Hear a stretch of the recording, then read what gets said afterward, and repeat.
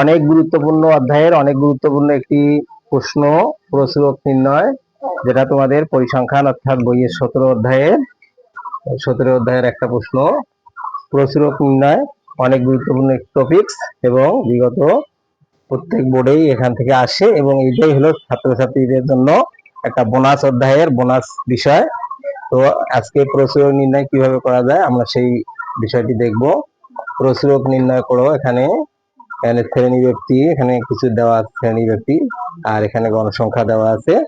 তো আমরা এর আগে দেখেছি আমার আগের ভিডিওতে পরিসংখ্যানের, যে আমরা সংক্ষিপ্ত পদ্ধতিতে গড়ের সময় আমাদের কলাম বরাবর 5টি ঘর করতে হয়, আর মধ্যক নির্ণয়ের সময় আমাদেরকে 3টি ঘর কলাম বরাবর 3টি কলাম করতে হয়।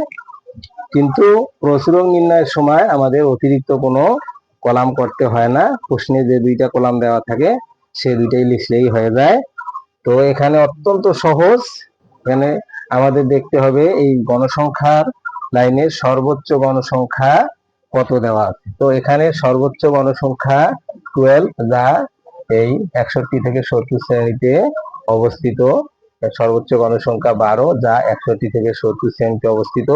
অর্থাৎ সর্বোচ্চ গণসংখ্যা যেটা দেওয়া আছে ওইটা যে শ্রেণীটা আছে এই শ্রেণীটাই হবে প্রচুরক শ্রেণী। অতএব এটি প্রচুরক শ্রেণী, অর্থাৎ এই 61 থেকে 70 শ্রেণীটা হলো প্রচুরক শ্রেণী। এখন তোমাদের আমরা জানি প্রচুরকের সূত্র লিখবা। প্রচুরক সমান L plus F1 by F1 plus F2 into H। এখানে L তে কি? L তে হলো প্রচুরক শ্রেণী, অর্থাৎ যেই শ্রেণীতে প্রচুরকটা আছে সেই শ্রেণীর নিম্ন সীমাটা হলো L এর মান। L সমান 61, F1 সমান, F1 আমরা জানি প্রচুরক শ্রেণীর গণসংখ্যা বিয়োগ তার আগের শ্রেণীর গণসংখ্যা, অর্থাৎ 12 থেকে 10 বিয়োগ করলে যেটা হবে সেটা F1 এর মান। F1 সমান 2।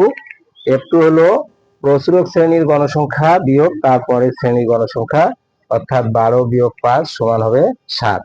আর এইতে তোমরা জানো এই হলো শ্রেণী ব্যক্তি 31 থেকে 40, এখানে শ্রেণী ব্যক্তির 10 আছে, 10 লিখলাম। প্রচুরকের এই সূত্রটার এখানে মানগুলো বসাই দিব। L এর জায়গায় 61, F1 এর মান হলো 2, F1 এর মান 2 প্লাস F2 এর মান 7 গুণন H এর মান 10। 61 ঠিক আছে, প্লাস এই 2 ঠিক আছে, 2 এর সাথে নিচে যোগ করলে 9 গুণন এই 10। 61 ঠিক আছে, 2 দ্বারা এই 10 উপরের সংখ্যা, 2 এর সাথে 10 গুণ করলে 10 দুগুণে 20, নিচে 9।